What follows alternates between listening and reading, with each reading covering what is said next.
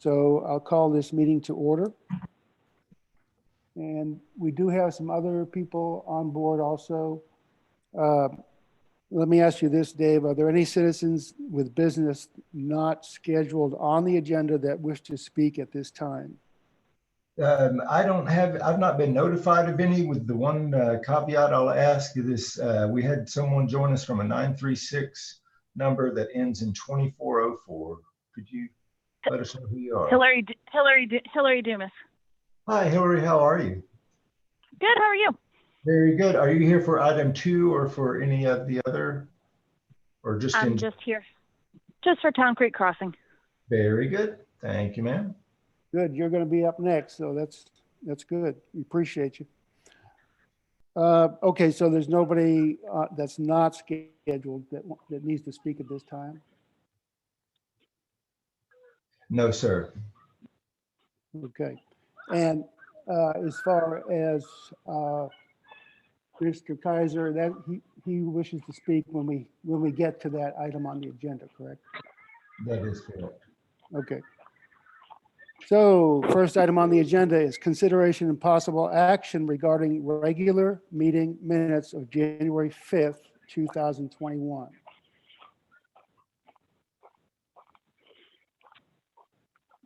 I would like to just point out, Chairman, that I realized that I left Commissioner May's name off of the absent list there that I should. Well, I think she came in late, and I think you did mention that. Miriam came in late on that meeting, but I think that Carrie was out with back trouble that meeting. So. Oh, I'm sorry. Okay, yes. And Miriam came in after the functional part of it. Okay.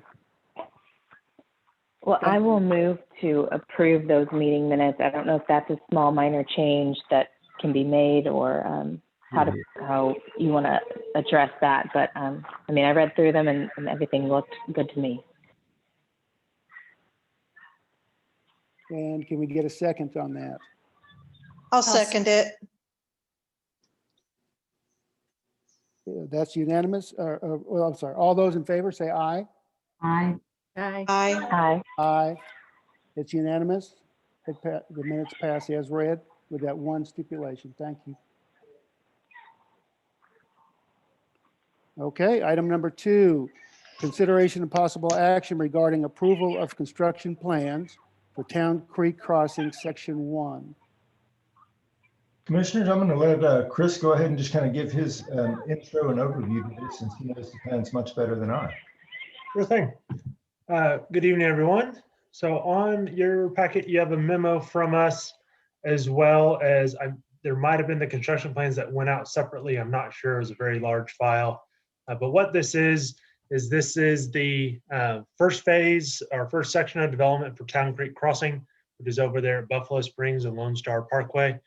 These are the construction plans for the public utilities, paving, so streets, water, sewer, and drainage facilities for that development. We have reviewed the plans, gone through a couple rounds of reviews, and they have addressed all the comments that we have. They're also, a big part of this project is the drainage component. We've also reviewed their drainage analysis, and it's substantially complete. There's a few tweaks and kind of clarifications that we'll be asking for, but nothing that changes what is on this construction plan set or changes the scope of this project. Our recommendation is that you do recommend approval to council of these construction plans. And assuming y'all will tonight, it'll go to council next Tuesday. And once they approve the plans, then the development will be cleared to move forward with construction.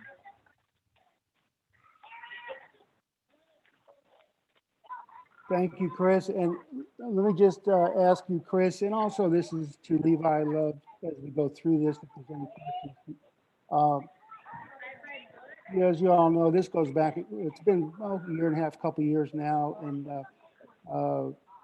we were very impressed with, we all came back the second time, made some adjustments. As we go through it, if you could just highlight, especially for, not so much for phase 1, but for phase 2, green space, we know that there's a huge ratio of open green space due to the drainage area So there's a lot of that. But my question is, we didn't get too much detail before about the usable green space. In other words, any parks. I know we've got two here that are on the phase one. One is the, I don't have all the 1.6 acre and then the other one.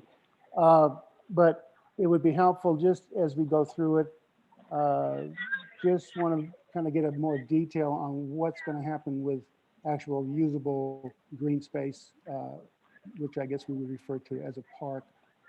Because I know, especially in phase two, originally we had talked about it, how that drops off pretty steep there. We just weren't sure what would be actually usable park space. So anything you can give us to just to help us on that, because we want to try to stay within the proper percentages. Thank you. You know, and I know Hillary's on the phone, so she might be able to speak a little bit to some of the concepts that they have right now for the actual park areas. I know there's been, you know, kind of the third round of obviously just park facilities, but also pickleball and other things around the property. Hillary, is there any more detail that you could add to that? Sure. So we have a landscape design architect company, KGA, that is working with us. At this point, we'll have the main amenity park will be located on the north side, there where the pond, if you're familiar with the development where the pond is. Right now, it will have a pavilion, pickleball / tennis courts, and a playground and splash pads.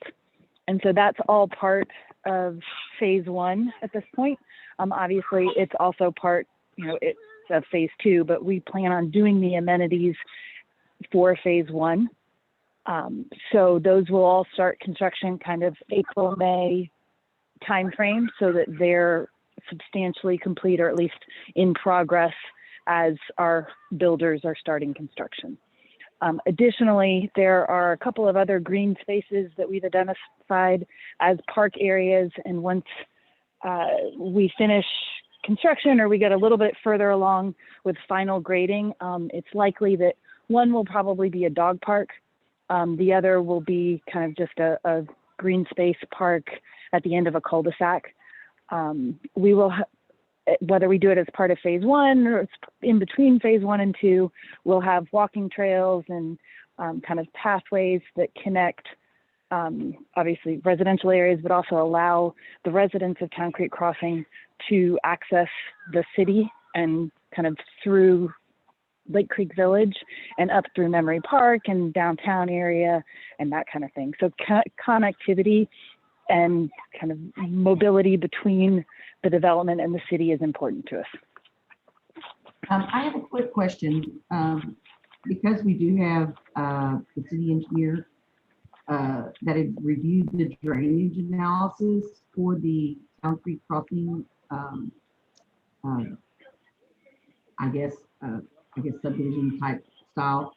Was there an analysis done on the splash pad and the drainage grid? When is that going to cause any drainage issues, or has that been looked at, or is that something that even needs to be asked? For the splash pad area, so the analysis that's been done was, you know, more at a high level from a developed as a whole standpoint. So when they go and where this splash pad area is, being right next to the creek or right next to Town Creek, it'll outfall straight to that. And what their analysis is showing is that with all the improvements that have been done on Town Creek, it doesn't have a noticeable effect on the creek itself, with some additional improvements that they do upstream without their development. So, you know, to answer your question, it has been looked at. I mean, yeah, well, again, I'm going to say it wasn't specific that, okay, the splash pad is this size, is going to cause this, but it said over this area, we're going to assume, you know, X percentage, I don't have that number in front of me, is going to be developed impervious cover. And that covers kind of all these improvements that are around. All right. Just want that in consideration, that we at least make a note of it. That is more additional water.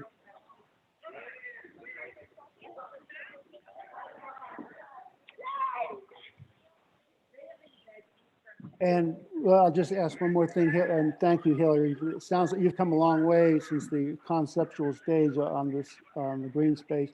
You mentioned the sidewalks. I know it's up at the upstream, the park. There's 8-foot sidewalks. That would be up near Lone Star Parkway and Buffalo Springs Drive. Is that part of because it was commercial? Yes, that's something that, okay, go ahead, Chris. And that is, and so in your design manual, the requirement is it's 5 foot in a residential section and 8 foot when it's in a commercial area. So the thought here was provide that 8 foot so you can get from the residential area to the commercial area. And it's just one of the requirements that are in your rules is for 8 foot versus 5. Okay. One And other it's something thing, we discussed doing at the time of development of the commercial, since we don't know what that will be or when that will occur. It's just kind of an item that's been noted. correct. The other thing that I'll note that kind of as of importance of this development is one thing that we've been working with them since the very early stages is in the city's long-term master plans. We have a water line, a 12-inch water line that closes the loop between Buffalo Springs and back to 149. And so this project is going to start that loop through their development. And so that cost is going to be shared for the upsizing, but at least it's going in and that process is getting started. So. And Chris, all these streets are the curb type with storm drains that are buried? Correct. Yes. I noticed on the drawing, it mentions 3-foot sidewalk and then 5-foot/8 foot, which to me looks like a total of 13 feet. Is that the width of the street? So it was 3 foot spacing between the back of the curb and the sidewalk, and then a 5 foot sidewalk. And then it varies depending on the street, what the right of way width is to the edge of the right of way. So I think that's where that number is coming from. Okay. But as far as the width of the streets, you have a certain number you have to be on? It is, and it's 26. Let me.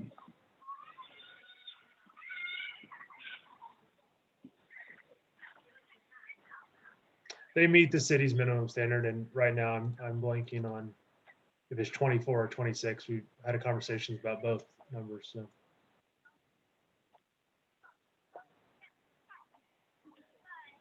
Okay.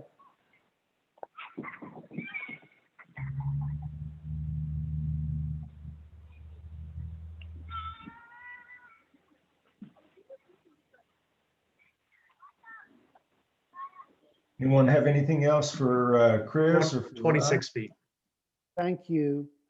And let me just add that this is quite an extensive material you've got on the drainage. It looks like you've really done an extensive job on the drainage. As we know, we live here in really the foothills of the hill country, and drainage is very important. So appreciate all that information.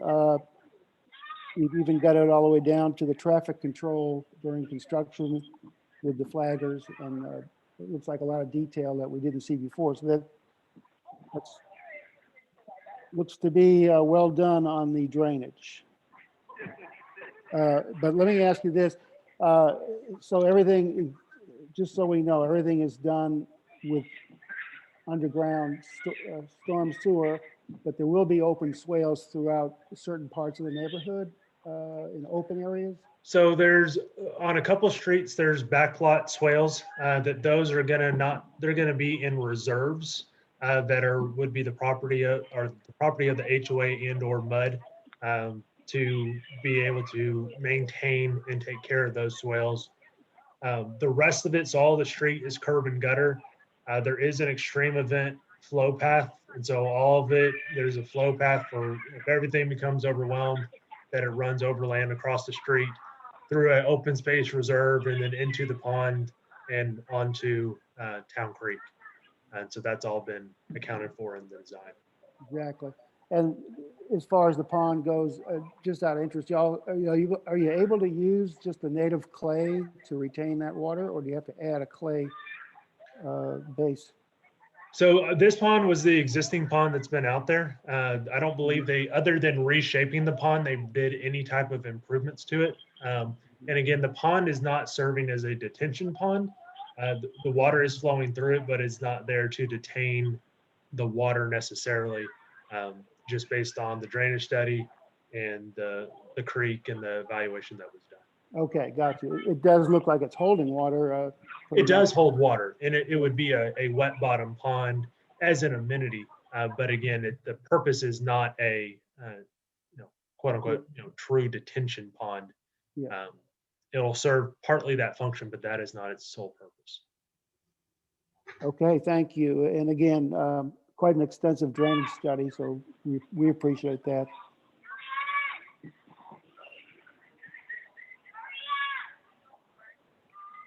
Okay, are there any more questions for Chris? And is Levi on tonight? I do have one quick question. Okay. I did not get a copy of the packet. So just on record, I do not have a copy of the Town Creek packet showing the plans and the drawings. Gotcha. Did you get a separate email with a download link to the file or no? No, not that I know of. I got the agenda. The agenda came out Friday, but then Saturday, there should have been a second email. I did receive something that did have a download on it, but for whatever reason, maybe I didn't wait long enough, maybe I was impatient, it just never would show up, and I tried 3 times. I did receive the email with something in there that's downloadable, but it never materialized on my screen, so. I did notice that it takes a while. You hit that blue download on the top. I probably was impatient. I will try again. Yeah. And that, of course, obviously that was on your tablet, the city tablet. Yeah, okay. Yep. Well, it was a lot of material and Wow. just, we got a lot of new people here and this is a good example of we really rely on the professional engineering and the architecture of Levi Love, who's the local architect, who's done quite a bit of work around here. So, it helps us to understand these things where we can make some judgments on it. So we'll have to work on that, making sure please y'all, if you have any questions on something like that, call me or call Dave. I have a feeling that, there may be a data limit or something on that. The link, there's a link there, but it's not an active link. So. Okay. Well, we'll get that straightened out. So Jeff, you were able to download it though? Yes. Just kind of taking head count. So Jeff, you're not Miriam. Yeah, Allison. no, and I was able to download it as well. Susan's email on Saturday, she attached the minutes and the agenda report. And then there was also a link included at the top of that email, but I'm on a PC as well. So it was slow. It took a while, but yeah. Well, and if anyone has questions, I know there are a lot of new members on, council and just generally, if anyone has questions about the development or Buffalo Springs in general, we're always happy to meet with you or drive you around or show you, plans. If the files are too large, you're always welcome to call one of us and we're happy to show them to you. Thank you, Hillary. So I guess after hearing Chris and the recommendation and Hillary talk about the development, I'd like to recommend approval for the construction plans for Town Creek Crossing Section 1. A second. We have a motion. We have a second. All those in favor say aye. Aye. Aye. Aye. Any opposed? It's unanimous and the motion carries. And we appreciate y'all and thank you to Hillary for being there. Questions? Thank you guys. We appreciate it. Okay, moving on to agenda item number 3. Consideration and possible action regarding a proposed wall sign for 3D's Deli located at 401 College Street, Suite 170 in the Historic Preservation District. Members of the commission, you will, if you've read through the package, you'll know, again, this is where the former meeting place restaurant was. If you recall, their sign was there to the right of their door as shown in the image, and that's where this proposed 4x4 sign is going to be. I'd spoken with the applicant a couple times, but I don't believe she is on the call tonight. I did not see her on the call tonight, so I do apologize for that. I did make the communication for him to be here, but be happy to answer any thoughts or questions that you have in the meantime. Dave, is this the, there's really no sign, image or, rendering or anything. Is this logo, this 3D Deli logo LLC, is that what the sign is going to be? Yes, ma'am. She told me that the address and the sign itself, that essentially it was going to be black letters on a white background in a 4x4 size, but didn't have a proof per se from a signed company like you're talking about. Is that normal to submit an application for a sign on a commercial building without a rendering? I think I've struggled to find something specific. Certainly, I know I prefer to see it from a signed company because one, I think two, that also answers questions about the production of the sign and kind of gives, the commission and the city some certainty on the level of, on the level or the quality of the product. So to me, again, I would echo your thoughts and agree with you that the sign, graphic piece of it, while the logo's there, it was a little bit lacking. I'm just going back over the application. Of course, size-wise, it's 4 foot by 4 foot, the same that was there exactly. Did she ever mention material, vinyl or anything? I did communicate her, or told her that it needed to be a rigid sign material, but again, she didn't have a contractor or a sign company in mind that with any specifics on her end. Right. And I think our main concern has always been, is it going to hold up well and look, weathered?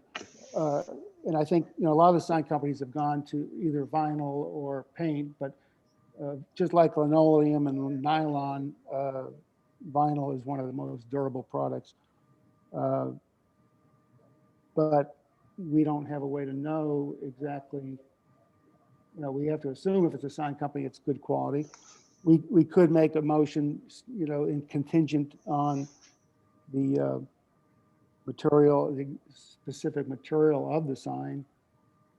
I make a motion that we ask them to show us proof, all the previous requests. We've always had an example or the actual sign that they were going to submit from the company that they were getting it from.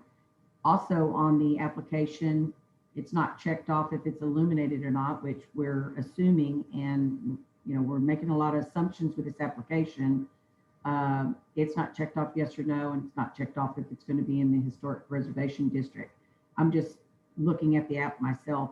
I would prefer to see the sign or from the sign company that's going to be making the sign. That way everything's clear and we don't have to assume anything. I agree. Yeah, that's a good point. I'll make a motion. Or Yeah. Did you motion? I motioned, but I don't know if second. Jeff wanted to do that. Point of clarification, then we would, is the motion, whether you table it or deny it, either one is the same thing. In this case, you're asking for a specific thing.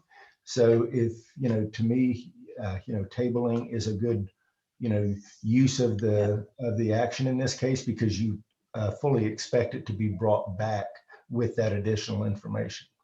Well, we Yes. applaud a new deli in the community. I Right. agree, so. But yeah, and I Miriam, think are you- And I hold off on the paperwork. that, yes, if we could, that's a good point. Both Allison and I'm sorry, that was Carrie, that if we can specifically tell the owner that it needs to come from the sign company is what y'all are saying. Yes. Yeah. Because that way we actually know, yeah. So Yep, if we could get that in there, Dave. But So anyway, we're I'm making a sorry, go motion ahead. to Table it. A second. We have a second. All those in favor say aye. Aye. Aye. Aye. Aye. It's unanimous. It is tabled. Item number 3. And yes, we hopefully will have a good, we could use a good deli.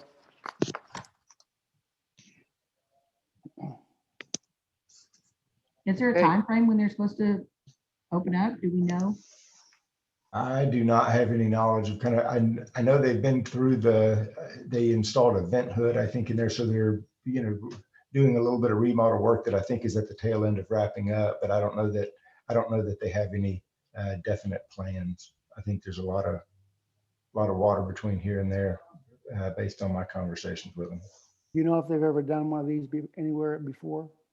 I believe they have, but I don't know that for sure. I've had limited contact with the applicant, but I know that Haley's talked to him, as well as Susan has talked to him about an alcohol license.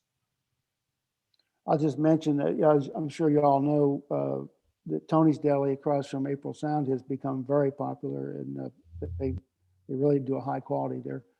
I don't know if they know if they've looked around the area to see what's out there. Just a thought. Mhm. Because that will bring more cars into that area. And is there enough space for said people to sit in the deli? And the way things are right now, it's not going to be that many people in there because of the situation of social distancing and stuff. But when it picks Yeah. back up, has that been taken into consideration as well? You're bringing in a deli into downtown, into that small area. But I know that the barbecue place before didn't have any issues with parking and stuff, but it's something to think about. Absolutely. And as we move forward, I know Dave's been pretty involved with this comprehensive plan that does address the parking too. Okay, well, good discussion. And Dave, appreciate you following up on that with the Yes, owner. sir. Moving on to item number 4, consideration and possible action regarding a proposed wall sign for one property group located at 302 John A. Butler Street in Historic Preservation District. So commissioners, you have the information in your packet. This looks like a rebranding. I don't recall the exact details of the same business's sign there, but it's, again, the same company, same sign location, just in a different, or I'm sorry, just with a normal copy. And as I mentioned, if this were outside of the historical district, the city wouldn't, this would just be considered the ad copy of a sign. Since it is in the historic district, it is here before the P&Z. Well, this is the actual sign company, and it's giving the description. It's a 5x10 max metal 3mm direct mount. It's got an aluminum panel face. Vinyl screen print paint and cut ready. I mean, it looks to have everything it needs for a sign. Are we approving the way it looks? Or are we just approving if they can replace the sign? I think the answer is both Okay. to some degree. Acknowledging that kind of, again, the branding of a business is, and kind of how the city's historic district plays into an individual, business's branding is certainly a long conversation, and one that you guys, will have, I'm sure in multiple iterations over the years, but in terms of what you're specifically looking at is that, change that, I guess, the visible change to a structure in the historic district.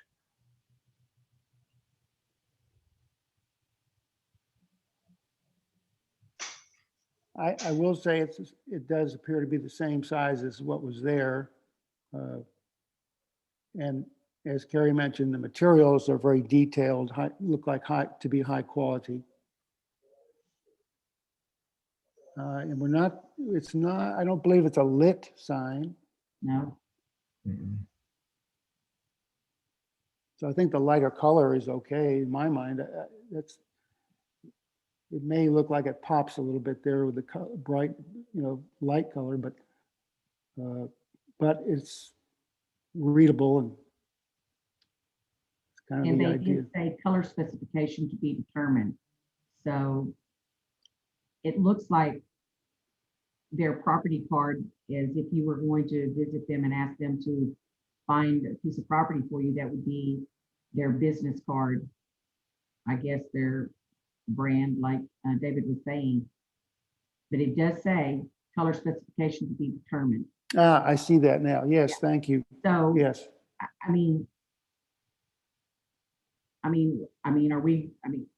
they really can't go too many different ways, because it looks like it's gonna have a white background with black lettering. And the only possible change would be property group, color, or the word one, or the border or something. So, I mean, I could make a suggestion on that, and I don't know how I missed the to be determined there on the color. It's one of the biggest fonts on the page, but you guys do have the ability to approve something exactly as you see it. If you wanted, if you believe that, in fact, that was, maybe just an error in the sign proof, but that, based on the graphic there and the mock-up on the building, that those were in fact the colors, you could make the motion to, based on specifically what you're looking at. In other words, you could approve what was submitted and say, well, if you're going to change any of this, you have to come back. And I do apologize. I also notified this applicant that their attendance would be, highly encouraged at this meeting, and I don't see them on here. Well, thank you for doing, yeah, because that's what we run against. And you're right, I didn't see the TBD until now. Well, obviously, we don't want to show up as a pink fuchsia sign, and I doubt, everything they've done so far has been good there. But it does sound like we need to kind of cover that possibility by approve, if we do approve it as on the is. website, on their website, it looks the exact same way, with the exception that property group is in a black lettering and the one is in the gold. So maybe, and here we are assuming again, the color specification would be determined. Maybe at that time, maybe the owners of this company were maybe thinking about making it pop with that teal or turquoise property group. But if you look on their website, it looks just like that, with the exception of property group is in black. You know what I'm saying? Like a business card or a brand on, if you were to go to www property group one. So maybe at the time, they just hadn't denoted whether property group is going to be that turquoise or that black. Yeah. I don't see an issue with the sign. I mean, it matches everything that it needs to match. The problem is to be determined. And that, if it comes back with fluorescent orange and Exactly. bright green, I doubt it. But you want a table and ask David? If we table, Dave, so does that mean it's another 30 days? Yes, sir. It would come back to you next month. When are they planning on switching the signs? That I do not know. Okay. But if we say we just need the They're color talking to January approve it, 25th. The start date is January 25th. So they said that they've already started making this sign. So somebody has already That's made what it. else. Well, we need, yeah, there's always a possibility it could come out something totally different than what we're looking at.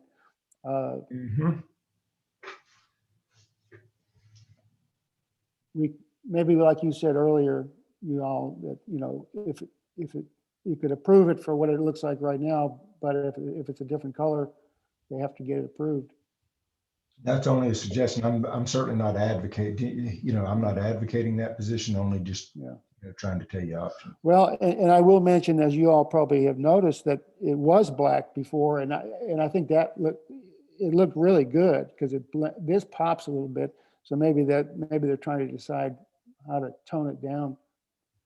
Most likely it's not a problem, but Yeah, I think maybe they, personally, when I've done signs, they may have submitted it at the time to get this on the table so that we could vote on it. And they had probably already made a decision, but they submitted what it was that they had on hand to get the application in. In the past, I mean, in doing signs that I've done for my business, I've done the same thing. I've pretty much nailed it down, what I'm putting out there in relation to the space that I have. So I really don't, I don't have a problem with the sign design at all. It makes it very visible, but it doesn't really match the exterior of the building that much. But it does put the brand out there, so maybe that's what they're trying to accomplish. But I'm not clear on TBD on color specification either. I'm not a fan, but I'm not opposed. I mean, it's the Yeah. brand and they're trying to get it out there. Again, here we are. I mean, if we tell one person, your app's not complete, and we go ahead and say yes to another app and it's incomplete or inconclusive or makes us assume, I don't think that's good. I don't think that's good business. I hate to delay them for 30 more days, and especially if they've already made the decision, but at least they would tell you quickly, David, that, oh yes, by the way, that is going to be teal or turquoise, whatever color they want to call that. Or they're going to say, oh, we decided on, property group being black. They would just have to wait, 30 days for us to approve it and then put it on the building. Mhm. yes, yeah, and that's a good point. It really comes down to the TBD, to be determined, is too much of a question. So I think Dave, as you just alluded to, Dave could really help us by communicating to them, just to say, we have to have that detail. 30 days isn't probably going to make any difference for them. Either that or we approve what's before us, and if they change it, they need to come back before it. Yes. Since they've already started production, they've already. Well, that would give them the opportunity to keep going if everything's just like he showed on this drawing. Yeah. If they want to do fuchsia, then they got to come talk. Yeah. We're approving the teal and the turquoise, whatever color. So Yeah, that's true. You could say that. You could say what we're looking at, or the old dark, the dark, whatever it was before. Yeah, that's on their website. yep. Yeah. We Okay, approve well- of black and we approve of teal. Yeah, and they'll understand, especially Dave, you can explain. Okay, good. Well, whoever wants to put that into the motion. I can try.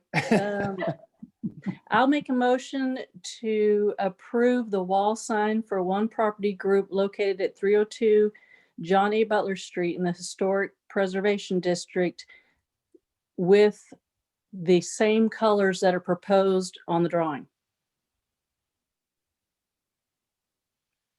Or Yeah. on their internet. Oh, or on the internet, because that was the old Yeah. color, right? Yes, good. I second. We have a second. All those in favor, say aye. Aye. Aye. Aye. Anyone opposed? It's unanimous. It passes. Thank you.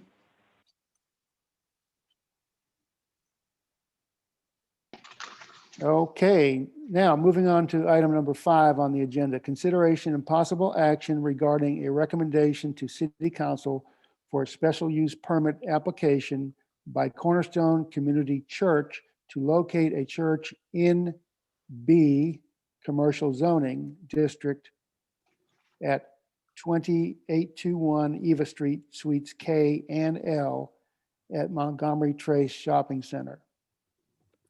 Commissioners, you will find in your packet the information on this. And for those that were around the last time, the church came before the P&Z.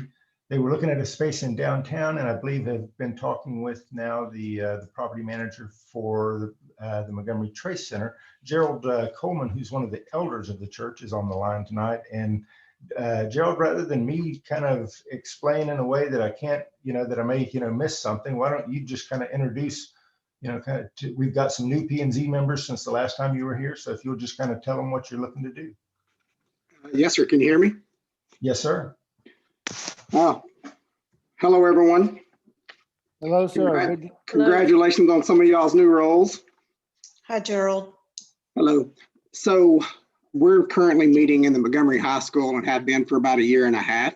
And we are just looking for more permanent routes to better serve our body as well as the community, with doing stuff like leaving it open during the day where we'll have someone there, obviously, but just for students to come in and have free Wi-Fi, do homework, for just whoever wants to be honest. Free coffee, kind of hang out. Obviously having services there on Sundays. So like I said, we currently meet at the Montgomery High School Auditorium, and we're looking for something a little bit more stable and can have access to it more often. When you say open, are you talking, do you have hours and days? We haven't decided that. I mean, I know we plan on having someone there during the day every day, but as far as like exactly what time, I haven't really thought about that.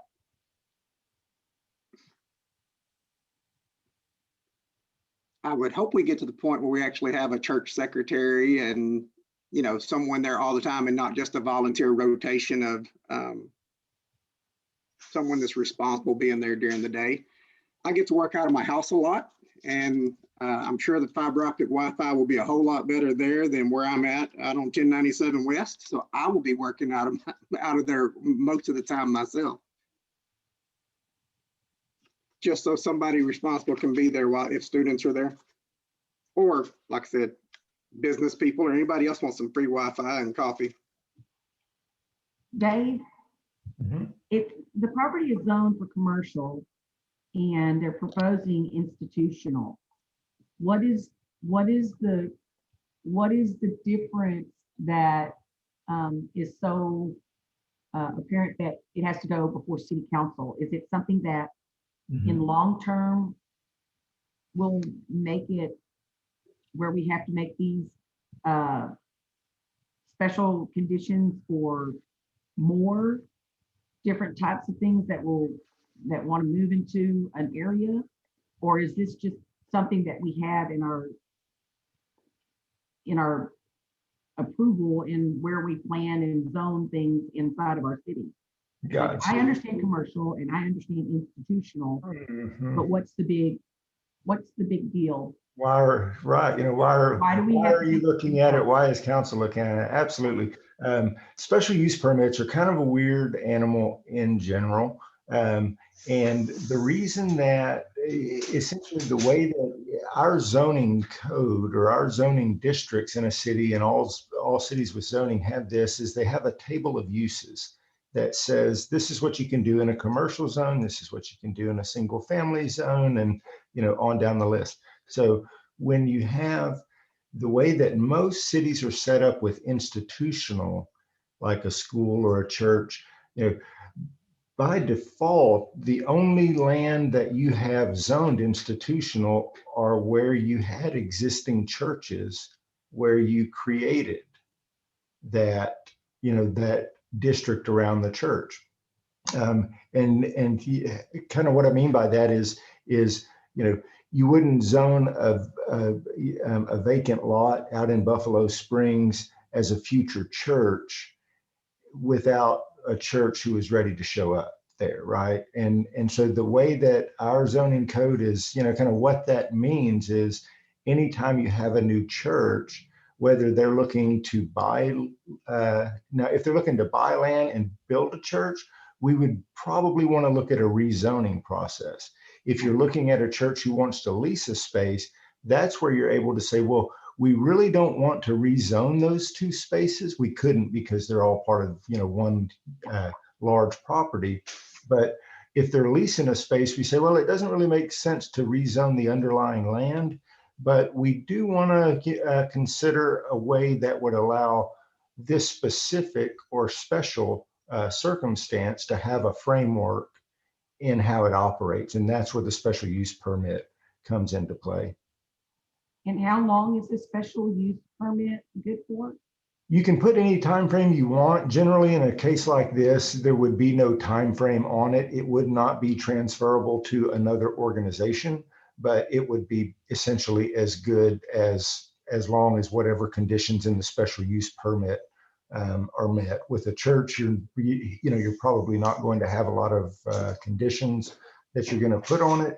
But say if you were giving a special use permit an event venue, you might say no outdoor concerts after 11 p.m.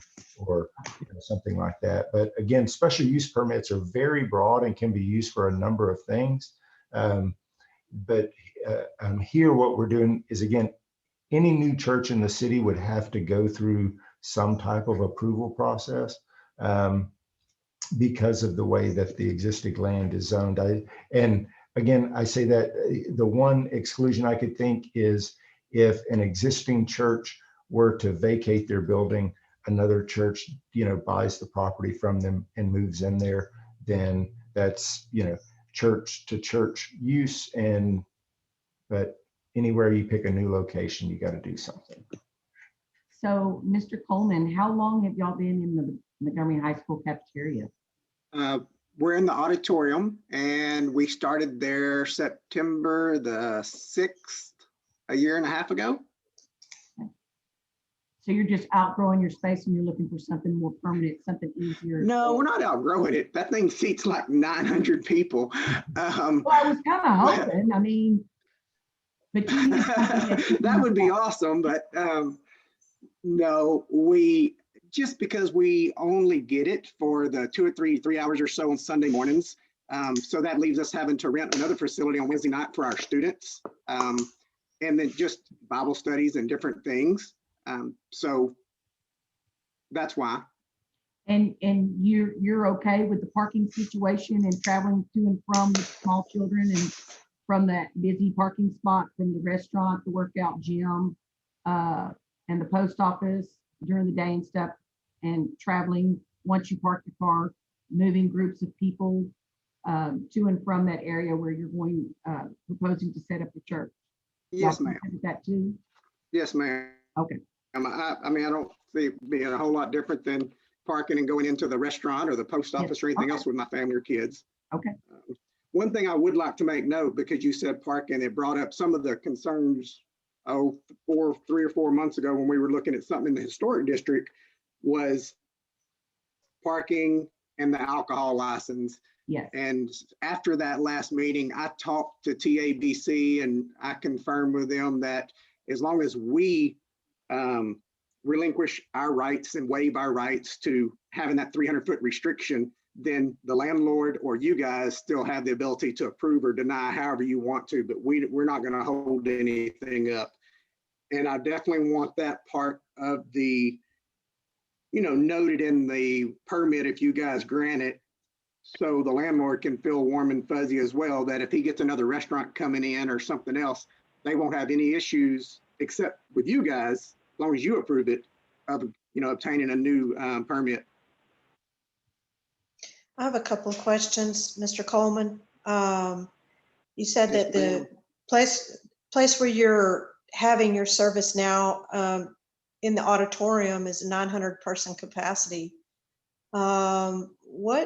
What is the head count at your Sunday service and Wednesday night services? On Sundays right now, we're 60 to 65. On a high time, sometimes we're as low as 45. So I guess if you had a good average, it'd be 50, high 50s to 60. Okay. On Wednesdays, We generally won't have between leaders and students, 18 to 20. Mhm. Okay. And how long is the lease for your space? 5 years. Okay. We'll be sinking approximately $80,000 in it. This is the old Cruisin' J restaurant that's been empty, and it's just an eyesore inside that thing for many years. And then the other space next to it was a candy store, a coffee shop, a drink shop that none of them lasted very long at all. So we're investing a lot of money in renovations and don't plan on going anywhere. It'll be a 5-year lease to answer your question. What about kitchen facility capacity, restroom capacity? We're not going to do kitchens. We will have sinks, because every now and then we might have potluck where people bring in, chili or something, but we're not going to be cooking and serving and anything like that. The drawing that I've got right now that presented to the landlord actually has 3 restrooms for men and 3 restrooms for ladies, which according to the code and everything, that would be well equivalent of over 300 people, which we don't need. I mean, we'll never get that big. With handicap capability in the restrooms? One in each, yes, ma'am. We were actually just talking about that as far as the plumber that I'm talking to. He said, being a church, we're not to where we have to build it. Legally, we don't have to build it handicap, but we wanted to anyway, and we've got that in there. So just in the last few days, if you guys approve this, we're actually, one of the things we changed is instead of having like full-blown vanity that it'd be like a cabinet, we're actually going to make sure they're handicap accessible as well. Okay. So, and given that you'll have 60 to 65 people or more, is there, has the fire department cleared, for emergency egress and digress, in other words, exit in the event of a fire or in the event of smoke? Okay. Not yet. I mean, we will have to go through that process as well. I have spoke to them whenever we were looking at the other building in the historic district. I understand their parameters and things like that, but I didn't start down that road until I actually get the permit approved for us to proceed. And then I'll be, getting the permit for the plumbing. I'll be getting, once we get to the state of having them come in and inspect and giving us an occupancy permit, we'll go through that as well. I've talked to the guy in the fire marshal's office in Conroe. And what is your evacuation plan in the event of a fire or whatever of the people in the building? I mean, because when they evacuate, they're in 2-way traffic when they walk immediately off the sidewalk. So do you guys have a safety plan to evacuate the building in the event of an emergency? And where would you stage the people? We don't have it officially yet because we haven't even gotten approved to proceed, but we will be putting one in place. There's actually going to be 3 exits, 2 in the rear and 1 in the front. Okay. And we will put plans on the walls, showing the map of each one. I've already got pricing to make sure every hall, every door, even in each individual room has the safety lights and the exit sign on it in case the lights ever go out. So we will definitely be addressing those things. Yes. I don't have anything to show you. I ask, I'm a commercial large loss adjuster, so I deal with fire and rescue all the time. So anyway, it's something I'm thinking ahead about for your sake in terms of that traffic area is a little dicey at times when you're backing in and out or pulling in and backing out of spots. And it's a little bit Western at times, especially at the post office around Christmas. There's a pretty nice grassy area on the back side, and we will have 2 rear exits as well. Okay. But, we will put together evacuation plans. Thank you.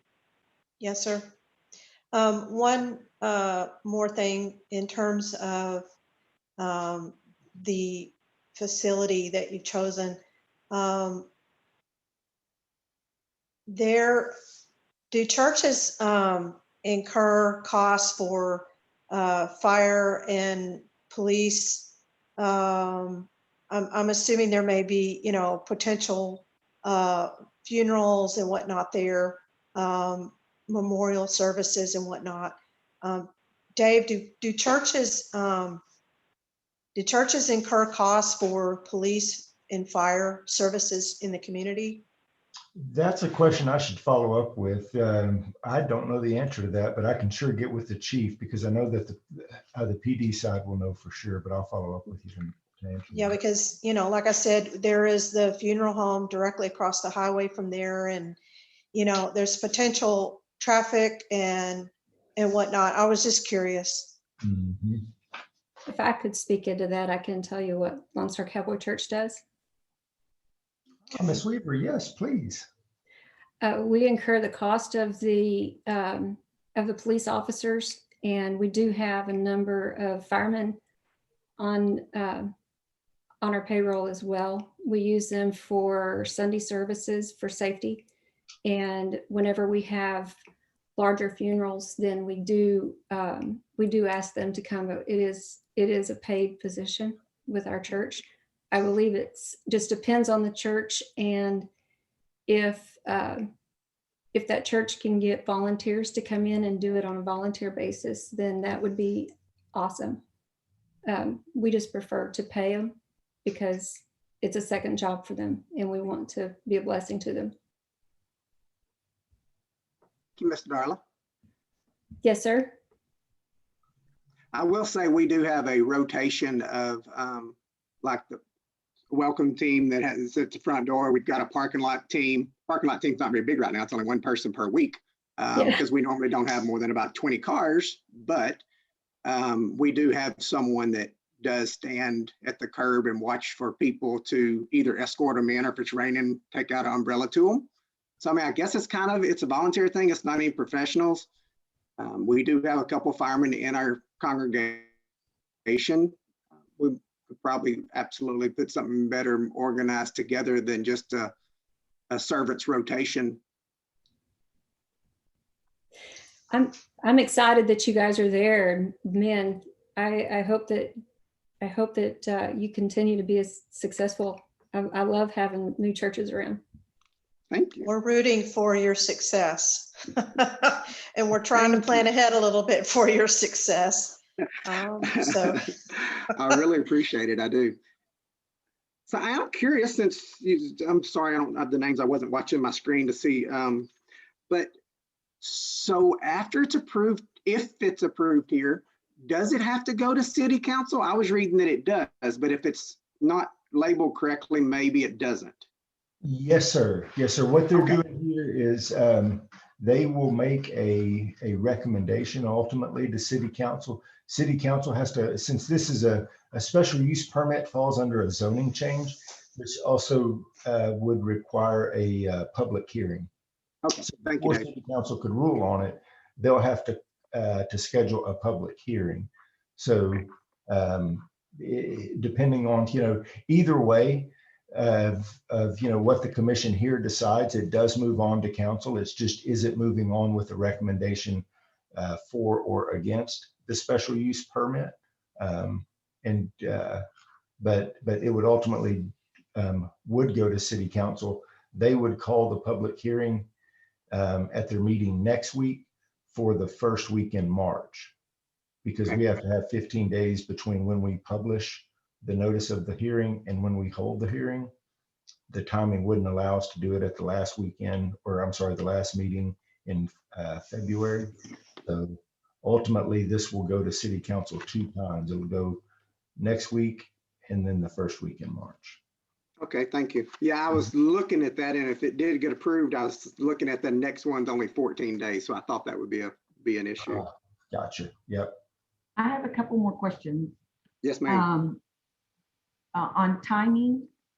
So you're ready to execute, you believe, to begin the process of getting ready to open up if this goes through city council and open discussion and ultimately passes.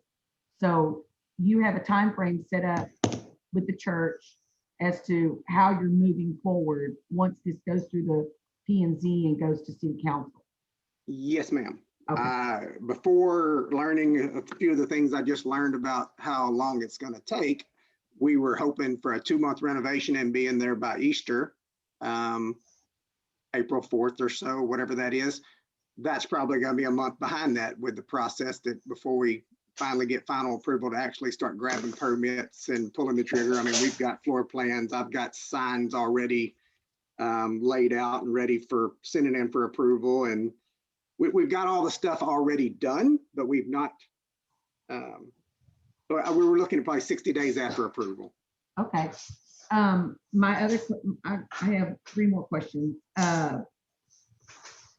I'm real concerned about the hours because you did mention open, you really wanted open to come and go, which is really awesome. A place for people to be and be safe and be able to, commingle and talk with one another and celebrate and everything. So I'm just real curious about the hours because normally we tonight, could go as long as 9 p.m. Sundays, if you have 2 services, you might be out there by 1 or 2. Opening up in the mornings, normally churches, if you have a Mother's Day out, or if you have a Sunday brunch or a prayer breakfast or something like that, it might be 7:30 in the morning. You were talking Wednesdays, you were talking Sundays, but you also mentioned opened up all the time, which would be the rest of the days of the week. And I'm just real curious about the hours, that's all. And the second question I have is the handicap parking. I know that the handicap parking along that way, you've got Subway that uses handicapped. You have the Mexican food restaurant, and you also have the Postal Service. And so I was just wondering if that's in your plans too. And I don't know what happens in the city if you are in need of more handicap parking. I'm not the special person on that. I'm just bringing it to the table, hours and, handicap parking. I'm concerned about that.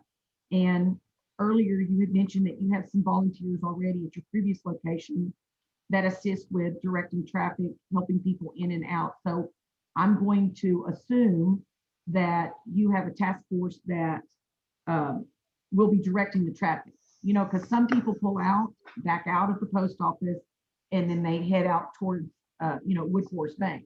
Some people back out of the post office and they head out towards the Mexican food restaurant. So I'm really curious as to if that's part of your plans as well as traffic, just like the previous person had said something about someone coming out in case of a fire going straight into 2-way traffic, whatever. So you've answered my first 2 questions. The last 3 is hours, handicap, and direction of traffic. And I don't know if you have those answers already or if that's in your. Yeah, I really don't have them completely. I mean, I would say it's more normal hours than anything, like 8 to 5, especially once we get a secretary. They're more than like 8 to 5 during the day. Students are pretty much done anything by 2 and 3 o'clock. So as far as the normal during the daytime thing, I would assume it's going to be approximately 8 to 5. So you're not talking 9 or 10 o'clock at night? No, ma'am. I mean, there might be occasional times where we might have some kind of a get together or something, but not anything on a regular schedule. Dave, does he have to provide that type of information in order for city council to approve anything? Does he have to come up with more specifics? They can certainly ask and they can include that, or they can, choose not to. On the parking and stuff specifically would be in terms of the ADA spaces, they meet the center itself meets the code. It's the way that it's looked at there. The ADA spaces have to be within, a certain number of feet from each of the suites entries. But in terms of, meeting the code, that would have been done, under there. So they wouldn't ever have to provide more or anything. And, kind of the parking arrangement would ultimately be between, him and the landlord, or the church and the landlord. I'm just glad to see something that's coming in that shopping mall. As it's sitting empty. I mean, you know, it was built. I lived here before that cement was there, and it took down some beautiful property. So it's there. It needs to be used. So, and what better business to be putting in there than this type of business? Well, you may increase the foot traffic to the adjacent food and beverage They will be facilities. happy. They will be happy. That was one of the things I said about the other one, whenever we were looking downtown. I mean, we'll have a captured 50, 60, 70 people every Sunday. We'll just walk over and eat with somebody. So yes, they will be happy we're there. Yeah, let me just say this, that was exactly what I was just gonna say too. As we've been talking, you all hit on that.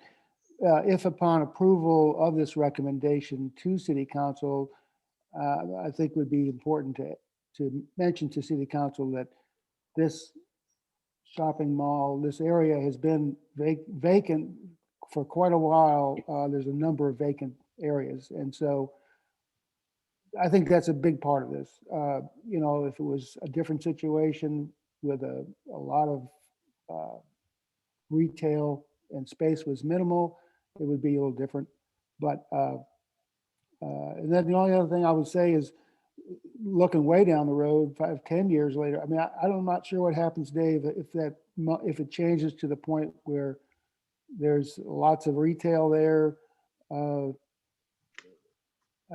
not sure how that changes if we get to a point where, but we really can't worry. I don't think we can really worry about that because it's been vacant for quite a while.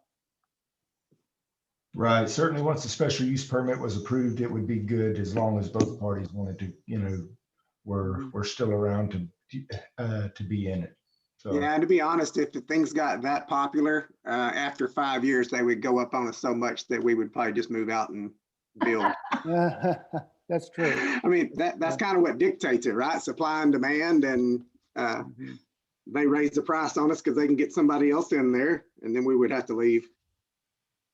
Well, the attraction and the promotion of the church is going to be there in a centralized spot of town. So, you know, visibility is 9/10 of the law in case of, And you know, We attracting definitely don't plan on going anywhere new soon. It's church not cheap. goers.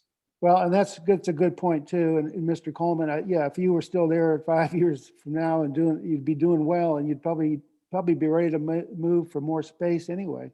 Yes, sir. So, well, sounds great. Are there any more questions?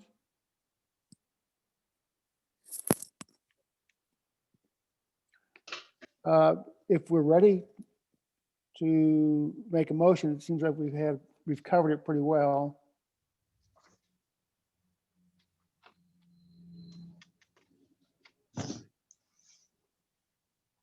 Once this goes to city council, will the specifics be put in there when it's presented to them? Like in here, it just touched on the property is zone B and proposed use is institutional.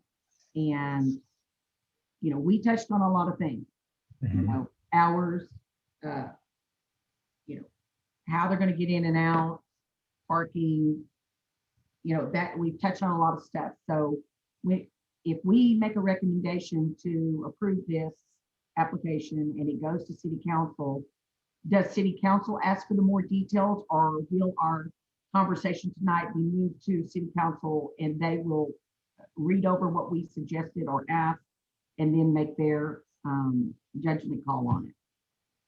Or does this need to be more specific? yes, they will get a summary of the discussion points here this evening, and ultimately it's their purview on you know what they want to include as a condition, if you will, of the permit, if any.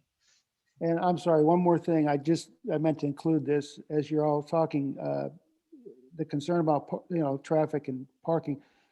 It seems like when you would be having the larger events, it's not going to be on the popular traffic times. I mean, it would be on either Wednesday nights or Sundays. I know the hours can change, but maybe that's part of that discussion that we'll be sure to pass that on to city council, that the peak, in other words, Mr. Coleman, your peak times for the largest groups will be Sundays and Wednesday nights. Is that true? That's a good observation, correct. Sunday mornings and would be the peak time when there probably not a whole lot of other people it's being used. But we would still have a parking lot attendant, by the way. And then Wednesday nights, still there's only like 18 or so total people. Some of those ride together. So we're only talking about probably 8 or 9 vehicles on a Wednesday night. And during the weekday, you're talking about extremely minimum. So yeah, that's a good observation. Mm-hmm. Well, these are the things we'll include with the recommendation. Thank you. I will make a motion to approve the special use permit application for 20821 Eva Street, Suites K and L at Montgomery Trade Shopping Center. A second. We have a motion, we have a second. All those in favor, say aye. Aye. Aye. Aye. Anyone opposed? No opposition, the motion carries. Thank you, guys and gals. And thank you for being there to answer questions. We appreciate it. Yes. Yes, sir. You have a good night. You too. Okay, and thank you, Dave. Moving on to item number 6, the last item on the agenda is consideration and possible action regarding a variance request to the visual barrier requirements of section 78-162 of the city code as submitted by Lone Star Cowboy Church. Members of the commission, you have in your packet a quick overview of the request along with the variance request application and a visual exhibit, which I'm going to jump over and try and share my screen real quick just to kind of give everyone a brief overview of it. If I can get here and share screen. So can everyone see the map that's on my screen or I guess the aerial exhibit? So for those that are following along in your packets, again, I'm referencing the collage of images and arrows there on that page, but this kind of shows you there, the area that we're talking about is on the southern portion of the church's campus. It's about a 12-acre parcel that's zoned single family residential that connects onto Huffman, which is a private street, ties back in there by the trailer park at Old Plantersville Road. And I guess, you see there again, the visual barrier requirement, while again, the land is zoned single family residential, we've got the church using the land as, kind of as part of their operations, which in this case is a pasture and overflow parking. Pardon me. And so I've got the city engineer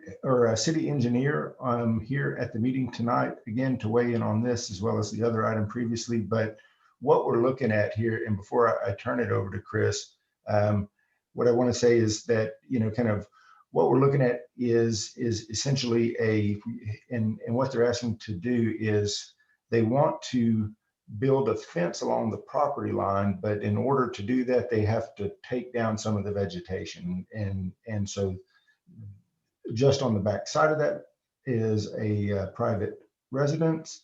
The homeowner is also on the line and has asked to be able to participate in the discussion, as well as Ms. Weaver from the Lone Star Cowboy Church. So after the engineer talks about his piece, if you guys want to feel free to ask anything you'd like from the two neighboring owners here. So with that, Chris, I'll let you. Good thing. So we took a look at this and went over it with Dave earlier in the week, or last week, I should say. And what is normal circumstance, you would have a 25-foot vegetative buffer, and then a visual barrier is included as a solid fence along of 6 feet in height, I believe is the ordinance is how it's stated. What they're asking for is to be able to put a barbed wire fence in and remove the vegetation, just because in order to put in the barbed wire fence, they need to clear the area. the barbed wire fence is consistent with what's in the surrounding properties, what's existing property lines, with surrounding kind of rural pasture land that makes sense for a barbed wire fence. From the visual barrier perspective, our thoughts were, if you allow them to put in the barbed wire fence, but have them plant. So if you look on the top corner of the exhibit that Dave is showing, where it shows the 2 red lines on the picture, that's approximately the 8 feet.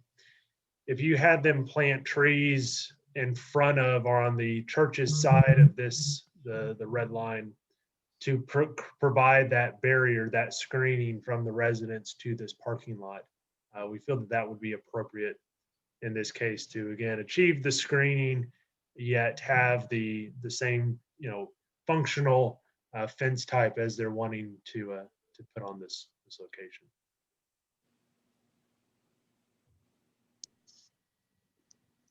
I have a question.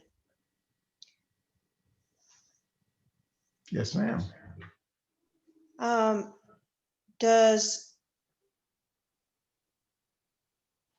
curious about, in looking at this aerial view of the church property and the adjoining property in question, I guess, what is that, 601 Huffsmith? Is that the 860 Huffman. 860. okay, excuse me, Huffman. So I'm looking at the photo. It's a side image at the bottom right there, where it shows that under vegetation has already been cleared. So, and I'm looking at one thing that really concerns me is how low that property is, and the drainage that's coming off the hill from behind if you were standing looking at that. So in terms of vegetation that's to be put in, what is the road that's used north and south? Is that for strictly church traffic, or is that also for the roping events and, hauling the steers in and out? What is the purpose of that back road?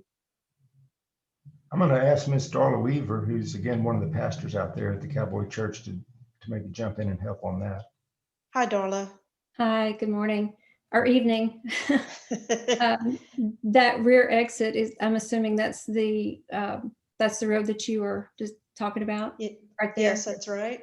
It is just a rear exit on Sunday mornings, and we don't use it most of the time. It's just if we need that overflow so they can go out that back exit as we have people coming in between services. And of course, anybody that lives back there, they want to take that rear exit because it's closer to their house instead of getting on 105. Yeah. And that parking lot is used for church overflow as well, church service overflow? Yes, we use it just in the second service. Okay. If necessary. Where are the ropers that come in, the team ropers and whatnot? Where do they park?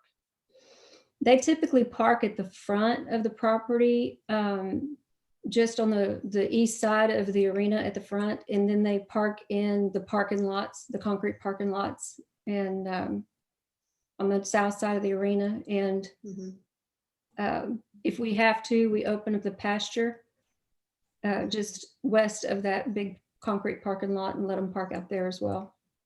Okay. And so in the area directly north of the property, the neighbor, the adjacent neighbor, you guys stage your steers and whatnot for roping, correct? Feed them there, house them there. Is that right? Yes, we use that pasture and then the front pasture on 105. And how many head of steers do you typically keep there? We try to keep about 125 head. Okay.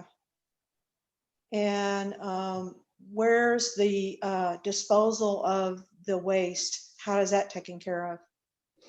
That is being taken care of now. I took over the steers and the ranching part just last May in the middle of COVID. But I have a gentleman that he is a hay farmer, and he comes and picks it all up for free in exchange for using that for fertilizer for his hay fields. Okay. And in terms of, when I look at the overview, it looks like, I'm not clear because I was over at the church and took a look a little bit, because I do go there a little bit. I love your church. But I have a couple questions about the fence lines, because everything hinges, on the fence lines as to, what those clearance widths, where that starts and ends. So in the event of a get together at the church for whatever reason, I'm looking at where that marker is there on the north, well, right there to due west of that parking lot, that overflow parking lot, that corner, where does the fence that runs east-west along the adjacent residence, where does that fence line come out at in relation to that stake that it shows to be a property corner stake? Because that, when I looked at it, it looked to be a little bit different than where that dead man is on that fence. So when I looked at it, the stake looks to be a little bit to the right of what the fence line is. It is. When that fence was originally built, the people that were building it for us actually put the fence on our neighbor's property. And so we had a conversation, Carl and I had a conversation, and he would like for us to leave the old fence where it is, but we are in the process of getting bids made to replace all of that fencing around the property. But we're going to build it on our side of the property line instead of on his side of the property line. Yeah. Okay. So how does that affect the brush line there?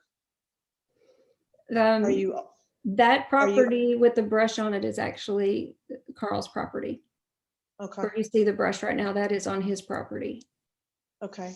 And in terms of when you go to the entrance of that residence, it looks like the corner there, the corner of his entrance may be on church property. Is that right?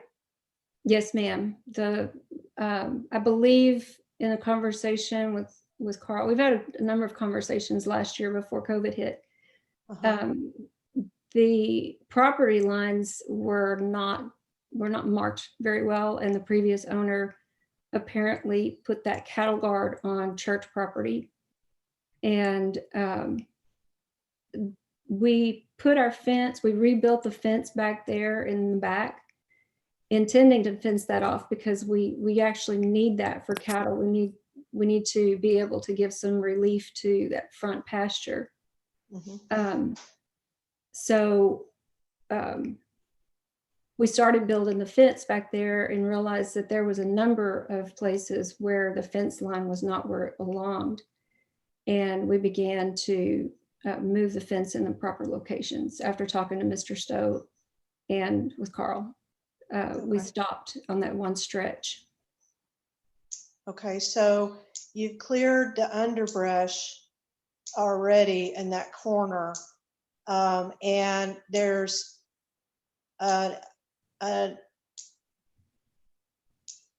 there is an agreement, I guess, to be worked out with an entrance because of where that fence would tie in to his entrance. So I'm trying to understand how, when we're looking at granting a variance and there's some discrepancies on the locations of the fencing and the runs. Can you you or Carl clear up how the fencing is going to tie in? Because I know it stops right there before his entrance, and then it's a brush line And it looks like that front corner at his entrance, maybe on, with his gate opener, maybe on church land. And so we're, you know, we don't want to get in the middle of a negotiation between you and the neighbor in terms of fence lines and where existing fences should not have been put. Does that make sense? Yes, totally. Okay. So can you, you guys provide some clarification? I haven't had conversation with Darla Weaver since March of 2020. So we talked about, we were going to basically look over all the changes and have some considerations. She was going to email me considerations. I never got an email on considerations from their board of directors. I met with her and Randy Weaver, and basically they stated that it wasn't up to them, it was up to their board of directors. They were going to email me considerations. The next thing I know, we're on a Zoom meeting with the Planning and Zoning Committee. So we haven't worked anything out. She just is filing for a variance. So there's a number of issues, and there's a little bit of history that we have together. I think that we could probably easily resolve it without a huge audience, but maybe the huge audience can help. So,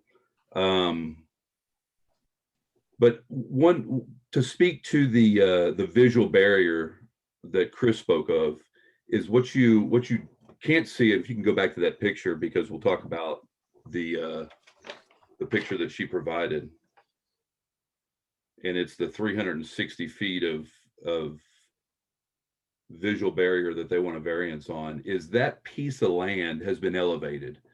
So they bought the land about 6 years ago. We have been in Montgomery for 14 years. We have 2 kids that go to Montgomery school districts.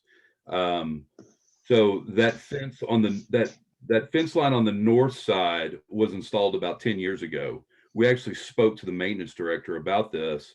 He said they were installing that fence line 10 foot on their property line, which I thought was a nice thing to do. That was my first experience with the Cowboy Church. Well, second experience, because my wife and I got married there 15 years ago, and we went to the church for a number of years. So, but dealing with the land, this was my first experience with them, and I thought it was nice they were putting on 10 foot on their property line. So other than that, the next experience I had with the Cowboy Church was last year when I met Darla for the first time in February, when all this brush started being cleared.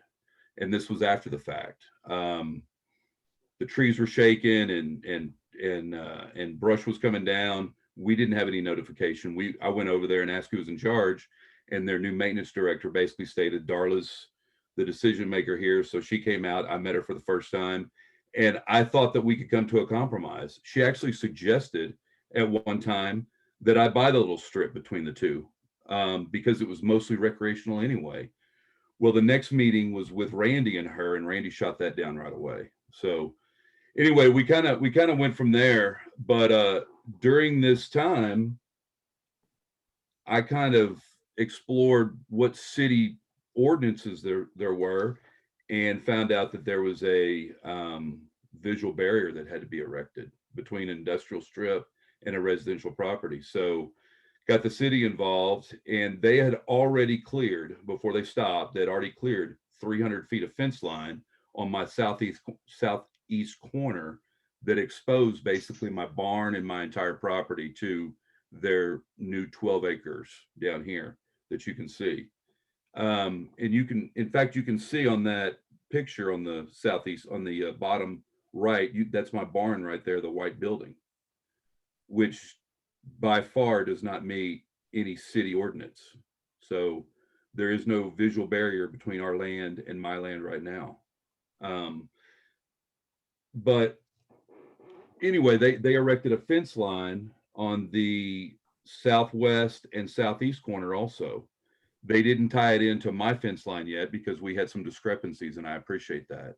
One thing they did do was they extended their fence on the very, very south side right into 5 foot into our driveway easement. We have an 18-foot wide driveway easement that feeds 3-4 residents back there. Their pipe fence is sticking 5 foot out into the road. I mean, so we have to drive around it 100% of the time. I'm not sure how Charlie's goosenecks are getting out of there, but we only have a small portion of the road that is left. So anyway, I thought that there was a lot of things that we need to work on, and I haven't spoke to Darla in a year. And the next thing I found out is we're in a planning and zoning meeting. So I would love to work these things out, but we just hadn't had any communication. They shut everything last year because of COVID. So yeah, absolutely. But the visual barrier, with the variance though, is if they clear any amount of brush, their parking lot is 21 feet above my door. My house is 121 feet from the lot line. So they would have to have a 30-foot visual barrier, or one built up on this hill, 30-foot visual barrier. And we have that right now that cuts down on noise and dust from an unpaved parking lot and an unpaved driveway, and works as a good barrier. So I do agree that we need a fence between us. I think we just need to work together on it, but we haven't talked in 12 months. I didn't know anything was going to happen until I got the notification she was coming to filing for a variance. Well, thank you. This is Jeff. And I'll just say, we appreciate you both attending, for both of you, because, you know, these things happen. We know how it can get. Dave, let me just ask you, and, you know, appreciate it. Did everybody get that in the middle of their screen, what Dave put up? You can see, everybody can see that, right? Yes.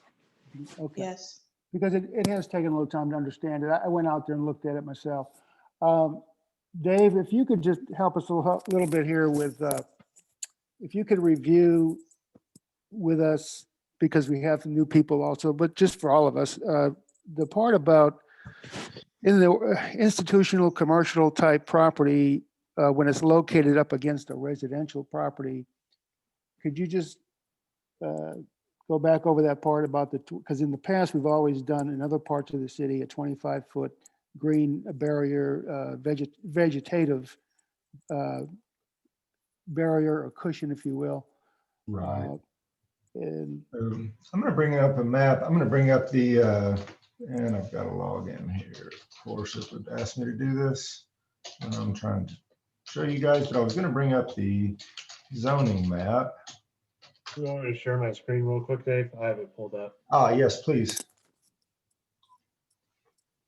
So I was going to show you guys kind of the, you know, just to kind of, as a way to kind of talk through that, kind of how institutional interfaces with single family residential, in terms of, you know, you can see here the, you know, this map shows the original, you know, boundaries of the institutional zoning that the Cowboy Church originally had when they first opened. And since, again, they've acquired land over, you know, a little bit to the west of them in terms of one or two little parcels, and then again this southern parcel.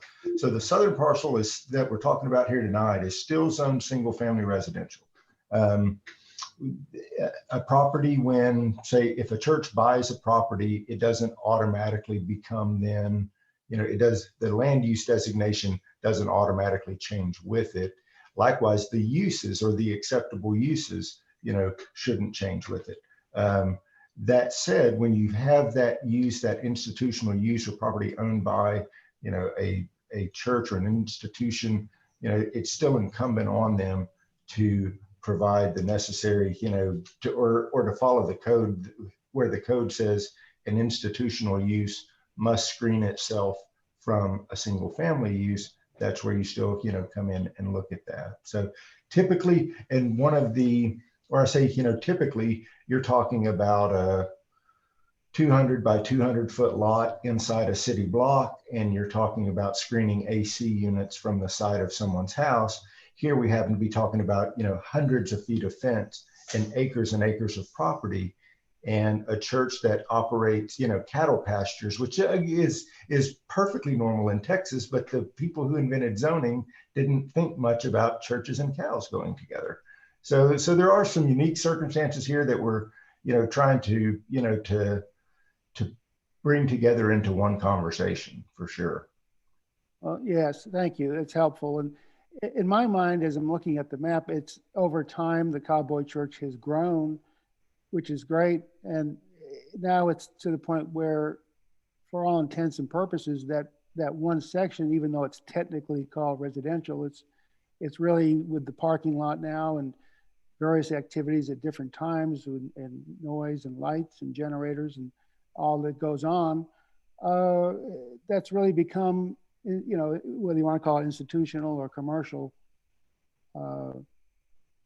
because I know that the church it's the rodeo, it's the ranching and the church also. So there is a lot of activity there, and I think we have to look at that as the institutional part of it gets closer to the resident, that it goes back to the same old thing. We have to have some kind of a buffer, and a 6-foot fence just isn't going to do it. So maybe we all can talk about that, whether it's evergreens, the yopons and wax myrtles or whatever kind of things grow tall, it could help as a buffer. That may be something that could be some kind of a compromise there. Just listening to everything, from my perspective, perhaps maybe it's an item that we should table until next meeting if the property owners cannot work it out between themselves, because it sounded promising. At least Carl thought it there could be resolution with it, and I'd like to give them the opportunity to work it out before we decide on anything. Well, the church certainly does a lot of good things for the community, and the resident who is, their immediate neighbor, has skin in the game as well. So I would agree that, I would love to see them work out their differences and figure out the lines and whatnot, so that it's a win-win for everybody. If I can just ask if y'all can give a little clarification, just so when they come back, they kind of have the full thought together. So I think from conversations, it sounds like both sides generally agree on where the line is today, but it's more of kind of what options are available that, they get the fencing in that needs to be done, and they also have the barrier there. So what are some bounds or, things that kind of everyone would consider allowing? Because I think, it sounds like everyone agrees that a 6-foot fence at the bottom of this hill isn't going to do a whole lot. So is it, they, like you were mentioning, Jeff, they plant vegetation on the top side of the hill. Is it, whatever else? And not to make a decision, but to give them some ideas of what you will consider. So as they meet over the next month and come to an agreement, they know what kind of bounds they're working in. Does that make sense? Well, they've already cleared to his barn.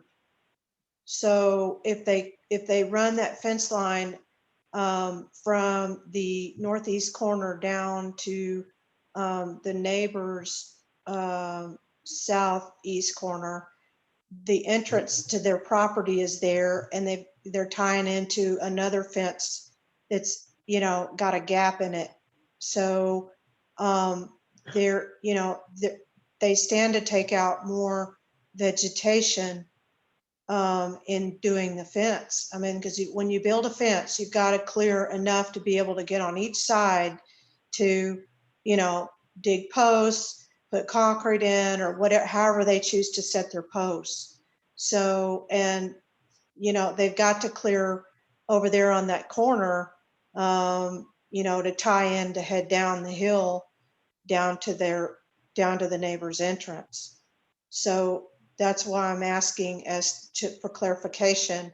And it doesn't sound like, maybe from what I'm hearing from the neighbor, it doesn't sound like they have a consensus among themselves yet. If I So could that's why I speak was into asking. this- If I could speak into this as well, I would appreciate a little bit more time. If it's okay, but I'm good if y'all are. Absolutely. Absolutely, yes. I would like to mention, I see 3 issues. The post that's in the middle of the road, the exposure of the barn, and the area that is trying to be cleared in order to put the fence line in. That's the 3 issues that I see. The visual variance has already been breached as far as I'm concerned. I do agree that the 2 parties need to come together and come to some type of consensus. My other suggestion or not expertise, but a little bit of knowledge, if we so choose to make a suggestion that they do vegetation, you have to take into consideration the water flow coming down off of that hill, what type of trees are going to go in there, what fast growing trees, who's going to plant them, who's going to maintain them, who's going to take at the expense of those. Wax myrtles are expensive. If you get a fast growing tree, you need to find out what type of root system they have. And if you do yaupons, is yaupons going to grow fast enough in order to do the visual barrier at the pace that both parties are agreeable to? So when I agree that they should come to an agreement between themselves, whether it's purchase land, allow land, move fence, put the trees up, whatever their agreement is going to be. Planning and zoning, we're here to enforce or to suggest what our variances is within the ordinances that we're given. And right now, me sitting here, the variance has already been broken. And if that 360 foot fence, or I mean 360 foot, 8 foot wide section of vegetation is cleared, then there's your visual, your visual barrier is gone. And how long will it take to make that thick again? So there's, Darla, with you saying you would like more time, I agree with that. And what with Carl saying that getting together and coming to an agreement, I agree with that too. But as the Planning and Zoning Commission, our job is, do we agree to a variance, to the visual barrier ordinance that we have? Right now, we can't approve that because it's already happened. It's already been breached. There, we can see there's a barn, and that's not, that there's no visual barrier there. I make a motion that we table this and the 2 parties get together and make a decision. And if the planning and zoning needs to make suggestions as to what we think that we might possibly approve on the variance, then I think maybe we should meet and talk about it, because there's several, to me, it seems like there's several options that could take place. And it's all contingent on the 2 parties coming into an agreement with what they're willing to compromise with, because this is going to take a huge compromise. It's in my opinion. So that's what I have to say. Before you do a second on that motion, I know there's a motion on the floor, and this doesn't, what I'm doing is doesn't follow parliamentary procedure, but I would like to be able to speak back to the conversation or the what Carl had said earlier. I agree. Go ahead, Darla. You haven't been heard yet. Yes, Yes. please do, yes. Yes. Okay. I do appreciate that. We have the understanding that the 12 acres in the back of our property does belong to Lone Star Cowboy Church. And as long as we don't break any rules within the city, because it is inside of the city limits, we can do anything that we want to with that property. Part of the property, the use of that property is for grazing. And because it's for grazing, we actually need grass back there to graze. We cleared out the underbrush in that area it was not, even when we cleared it out, it was not thick through there all the way to the fence line. There was an old house apparently that was in there, and it had collapsed, and it was basically, at the time, it was a dump.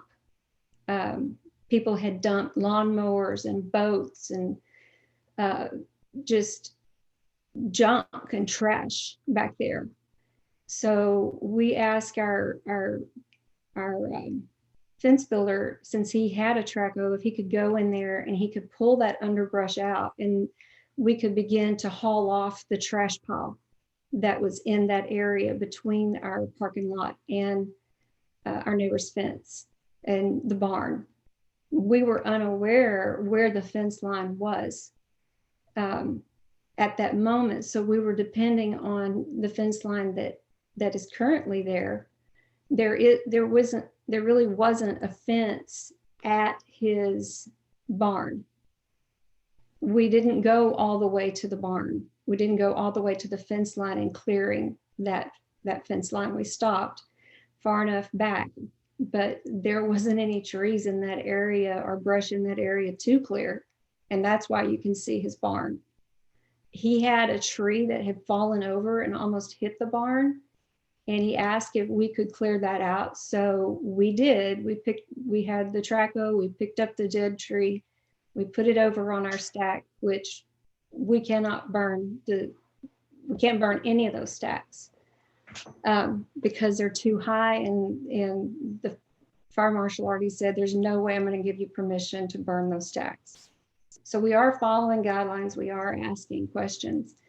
We had a meeting about the fence in the road with, on that corner, we had a meeting with Mr. Stowe, who was the one who, according to him, built that road. In that conversation, he said that he had asked the people that live back there on numerous occasions to stop dropping down into that corner because it's causing problems, but to drive on the outside of that corner where he had built it up. In that conversation, he encouraged us to actually get our property back, because our fence, where that post is in the road is our fence line. And they were driving on our property, and he had created this big wide curve up there for the neighbors to drive through, and it's plenty wide. So the way that it looks may look like we crossed a line, but we did not. We actually took back our property, put in that pipe fence, and now the neighbors and Mr. Stowe can drive on the top of that curve where it was created, and the grass up there can begin to wear out. So they're back on the actual road, not the road that they cut through and created over time. We had a very good meeting with Mr. Stowe. We had a long conversation. He was very willing to help us do whatever with our fence line. He sat back there. Mr. Stowe is a really good neighbor. He even came and mowed that for us because we couldn't get to it with the lawnmower or with the big mower, because we didn't have a mower, for one, the size of his, and for two, I couldn't get back there and do it. I am running the pastures and everything using volunteers, and it's me by myself running it. We had a number of conversations with the Kaisers. Mr. Kaiser, I don't remember ever meeting Mrs. Kaiser. In those conversations, they became very awkward, and he was sent an email after a meeting that we had on March the 13th. We had an executive team meeting, and the decision was made at that point that we would suspend construction of the fence until further notice.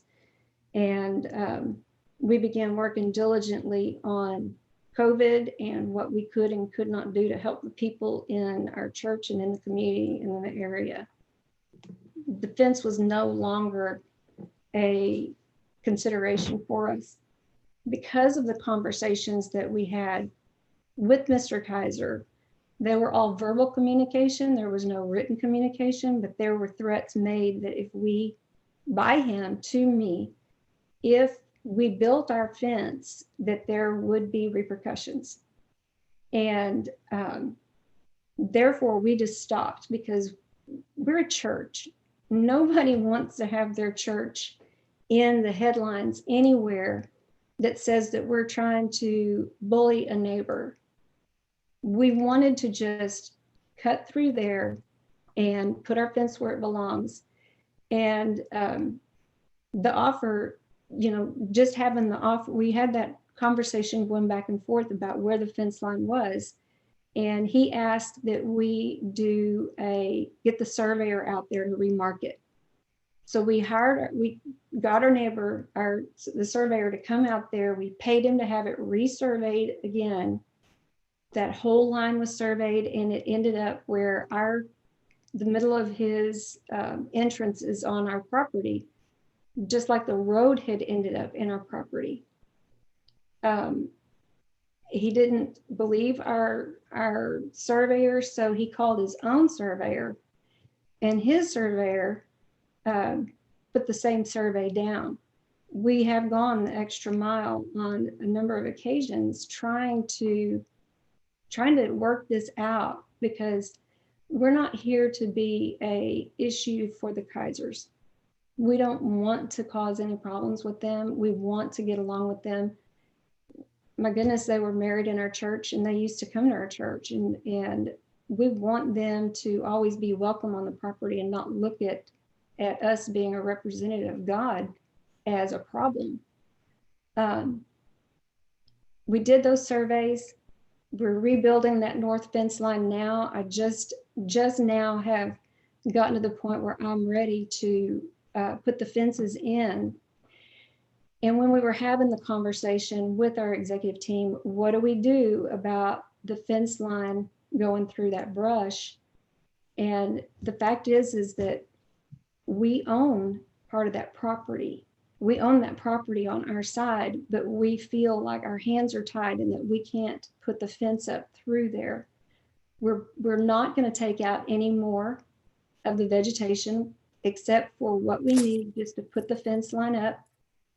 And we're more than willing on any time, if Mr. Kaiser wants to sit down with the executive team and there's no more threats involved, I would be more than happy to work with him, but just like we worked with Mr. Stowe.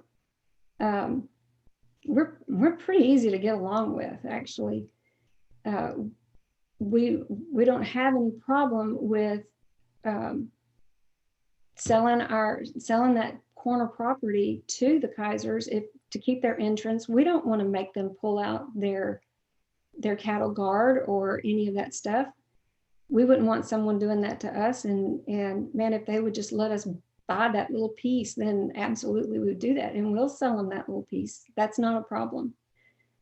Our problem is that we want to be able to put that fence in, a nice fence, put it in, and we'll pay for all of it. We're not asking them to pay for anything.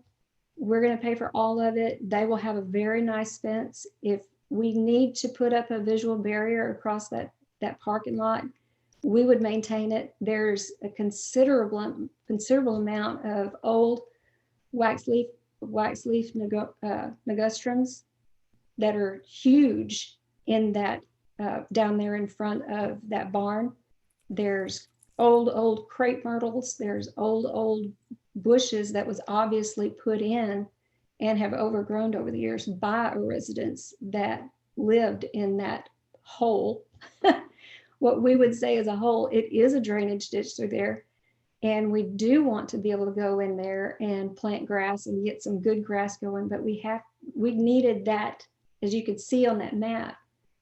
That's the biggest part of that vegetation. It will grow grass in there now, and we can actually utilize that for the best that we can utilize it for grazing for the cattle. If whatever we need to do with Mr. Kaiser or with the city council, we'll do that. I believe that the visual barrier aspect of this where we left that last year as to what kind of visual barrier we're willing to put up, and we're willing to leave the visual barrier alone and just let it be there, what's there. But we were very, very unaware that we were not allowed to do what we needed to do on our own property without permission from the city to do that. And we were unaware that we had to have permission from neighbors.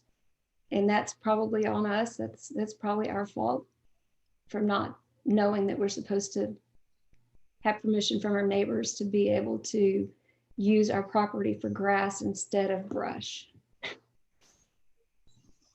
I have one question down in the hole area that you were talking about that you cleared or whatever. Is there an issue with drainage or anything right now that you have?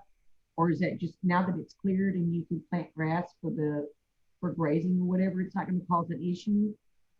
That hole that you found the house in and all that stuff with the old vegetation and stuff down there, is there a drainage problem there, or is everything good now? No, there's not a drainage problem on our side. Right there, we're at their road. It is going to require that we put in a drainage type fencing that you would see anywhere else, so that the stairs can't get out through there. But there's no washout or anything happening.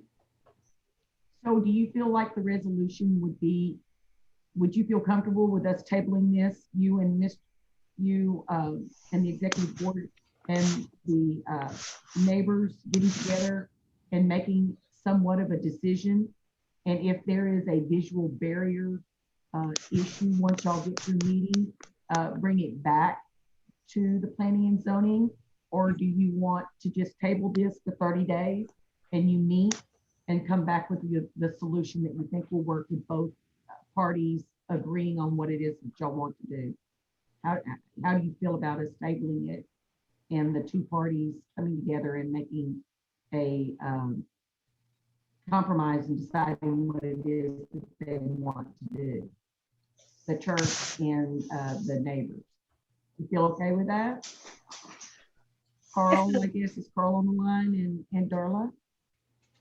I think on the tabling it on the part of the church, we could table it. As our main thing was to make sure that we covered everything that we could cover. We did everything that we could do according to the city laws and the city rules, and go that extra mile. This is a let's go the extra mile and make sure that we are doing due diligence so that we don't cross any laws or upset anybody. The 6-foot fence didn't make sense to me either, but we are willing to put in the shrubbery back there on the top of that fence line right there in the parking lot. If that would make if that would cover the city rules. And so if I can provide a little clarification. So the two items that were mentioned were the vegetative setback and the visual barrier. So the vegetative setback is just, and I have the actual ordinance pulled up on the screen, it's just a maintained area of 25 feet. So that can be grass, that can be shrubs, that can be anything, and just no structures in that 25 feet. What the visual barrier is how it's defined in the ordinance is either a fence of up to 8 feet and 1 foot in width, or if it's vegetative, it's a 5-foot wide strip of vegetative buffer. And it goes into the rules, maturity has to be 6 feet height, and it has to provide that screening effect. And this is one thing we'll have to work out, but if right now the variance is we don't do the fence, but if they can provide the 5 foot of vegetative screening, I think it still needs to come back to see, what are they actually proposing? to show that, hey, this is how they would meet this ordinance. They're not going to do a fence, but they're going to move the 5-foot at least wide screening onto the top of the hill or somewhere else to provide that that visual barrier as is defined in the ordinance. If we do the screening up at the top, then I would ask that the city consider allowing us to finish removing the rest of the vegetation on our side of the fence, on our side of the property line fence, because the screening would then be on top of the hill instead of down low. Is that the fence that's actually on the neighbor's property? It's our property line. I would like to clear as much grass as I can grow back there for the cattle. I would like to have the ability to do that. They would be able to keep the vegetation on their side of the fence line. And we would not do the 8-foot wide. We would just go onto their side of the fence line as far as we would need to in order to set the fence. Right. But we would need it to go the full 320 feet. Okay. Let me just ask you one more. Go ahead. Well, let me just ask on the parking lot, and I'm sorry, it's Darla.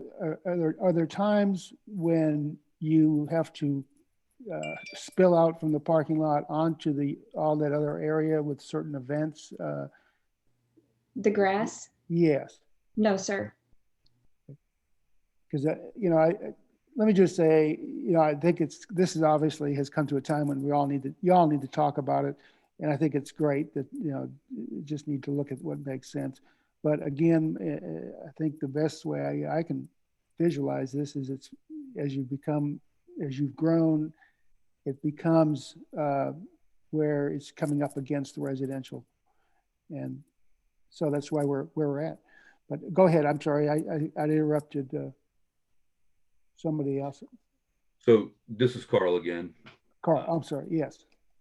I've lived next to them for 14 years, and they use every piece of their land. When they have Saturday events, they put their barrel racers in their back pasture here where their roping steers are. I mean, they put people everywhere. So they use every square inch of that land, not just the parking lot. And just to have a visual barrier on that hill and for them to clear the rest of it would not even make sense whatsoever, because it would expose every bit of my house and property and everything else. And they could, after this meeting, they can really like I said, they use every piece of that land. And so I don't think that that's a very good suggestion on just putting the visual barrier on the top of that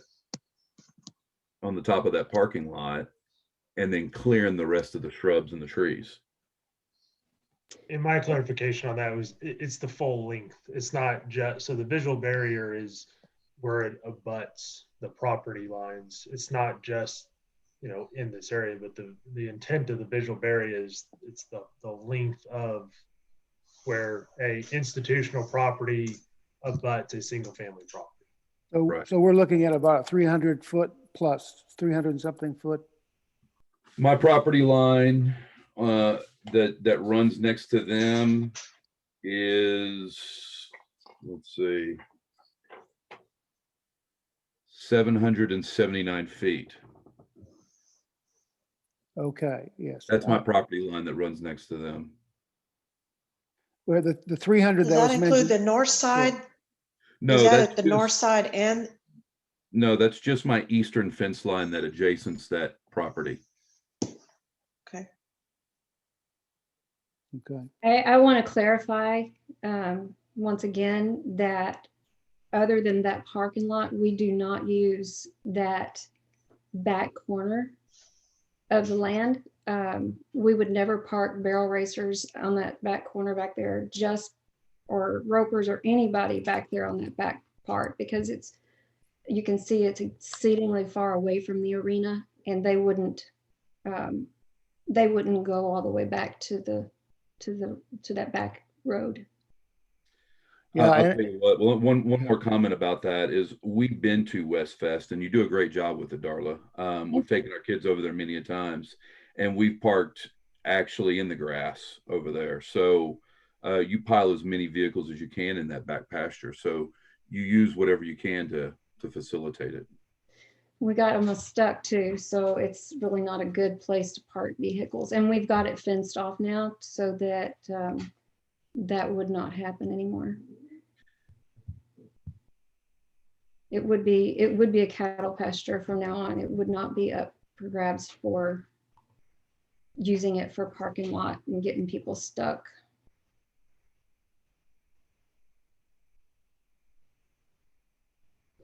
I just wanted, I want to figure out how to do this, and we're talking about a pasture. We're not talking about land that is not going to be used, that we can put in shrubbery and maintain shrubbery along that entire fence line, because you have to remember we're using it for ranch property. We're using it for cattle. And even in the best situation, you can't put shrubbery and cattle together and expect the shrubbery to survive. The only way that I can do this is if we put it up there on the parking lot in the areas that we are intending to continue to use, and not down in the pasture, because we can protect and grow a barrier up on that parking lot on the outside of the fence where the cattle cannot get to it. But we cannot do that inside of a pasture. Anybody that has cattle or has livestock can tell you that cattle are just destructive with something that looks like it's going to be food. I don't know what to tell you. They're Corianes and they are browsers more than most cattle, and they would eat the shrubbery if we had to put it in the pasture with them. And I think that that's kind of what we to table this and to y'all go forward, y'all meet and come back with what the proposed solution is. So what the ordinance says is it has to be a visual barrier, and that's what you're requesting the variance from. So what's the alternative to do? And I completely get your point, is if you plant something, it's going to be gone or trampled over. But what's the proposal? And I think really is, if the neighbors and you are in agreement, that's going to make the city's ability to make a decision much easier on how to move forward. I don't mean to speak out of turn, but yeah, thank you. And I'll say one thing and then you all chime in.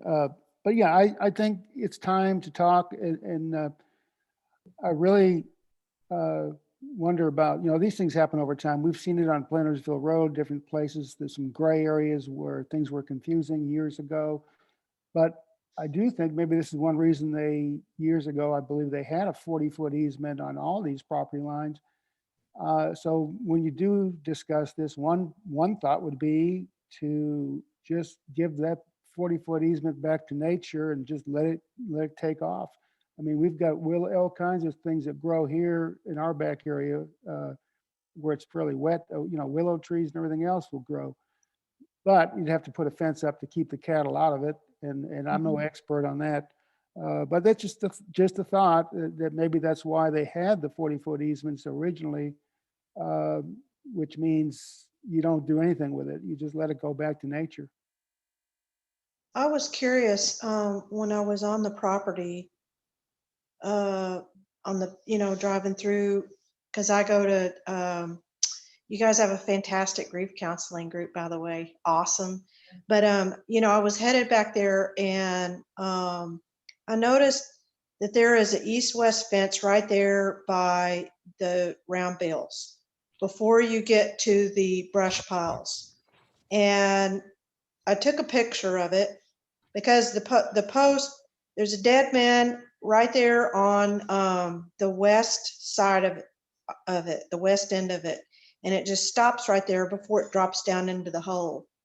Mm-hmm. So were you guys at some point leaving the option open instead of fencing across the hole alongside the neighbor, were you guys at some point considering going east with your fence to tie into that dead man and then drop, start headed north Actually, towards the other corner? Or what was your thought process on that? that fence is the end of that fence line, and it will now turn due north, and it will go all the way across the parking lot until it meets up just past where those trash cans are currently sitting.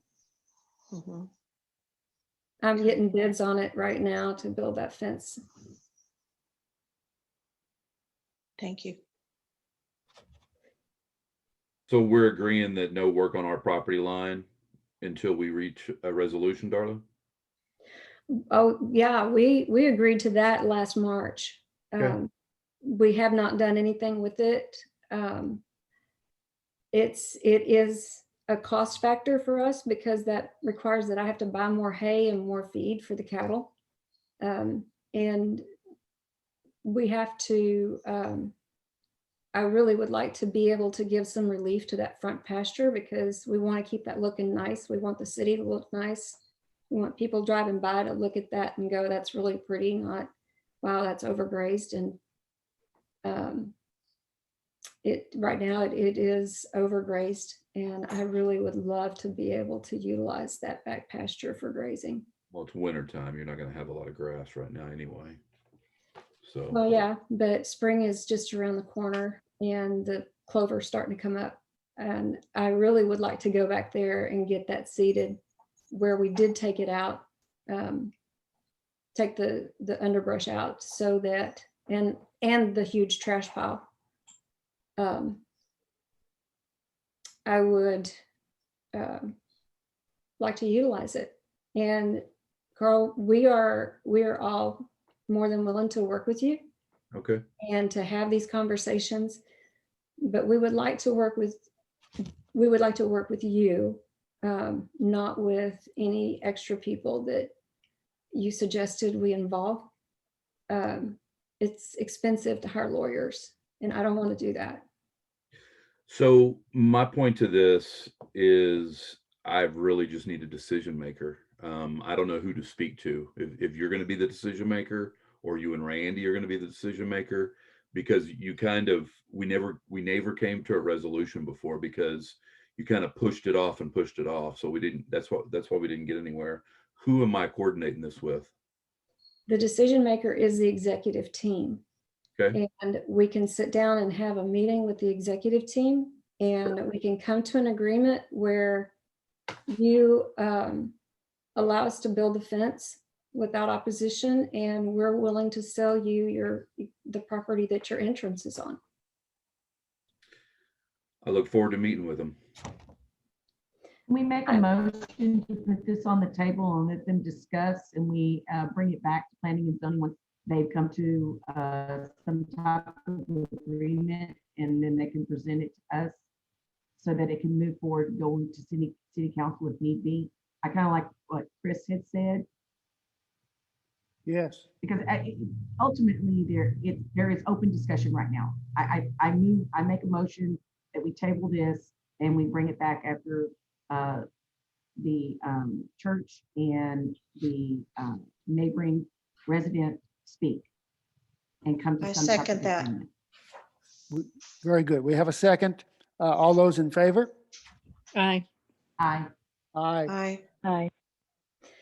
I really Nope. appreciate you guys listening to us, to Carl and I both, and to just hear that. I think that we both really want what's best for the city. And I would like to ask that David would be a part of those conversations with us. I don't want to ask you to come to another meeting, but we really want to stay within the laws of the city as we're doing it. Yeah, and I will say, just to, as an advisement to the commission, there is, the possibility that you guys would never see this again. If the two owners, work together amicably, they come to a solution where no variance is needed and everybody's happy, and the city feels like, yes, all of the requirements are met, this, just wanted to throw it out. This may have the potential to not even need to come back. Of course, I would keep you apprised of that, but right now the plan is to come back to you. But I would be very happy to sit in and help, in any way I can. So. Okay, thank you. And we Thank you all. wish you both sides of the fence luck in terms of resolving that in mutually beneficial fashion. So Carl, that includes you and your wife. So hopefully you guys don't have to come back, and we can chalk it off to one of the better decisions made by the board not to get in the middle of it. So I think I'll just turn this all over to y'all and y'all figure it out. Well, that's well said. And Darla, we know you got a lot going on your plate, and some of these things just kind of snowball, and before you know it, you got an issue. Yeah, that's absolutely true. And there's definitely two sides to it too. So we appreciate y'all, communicating with us too. yeah. Thank you. When you own your home, it's one of our most important investments. Mhm. All of us that go home from our daily work, we go home to the biggest investment we have in our lives.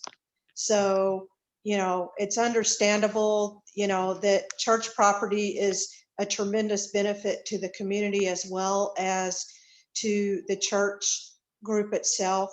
And the interest of the neighbors and their property is the same. So, I hope and pray, my prayers are for both sides of the fence. Well, I'm willing to put in a courtesy gate and they can just walk to church if they want to. All right. Sounds good. Appreciate y'all service to the city. Thank you, guys. You're welcome. Thank you. Thank you both. Thanks for attending. And can we get a motion for adjournment? I make a motion that we adjourn. I second that. Adjourn. Thank you, everybody.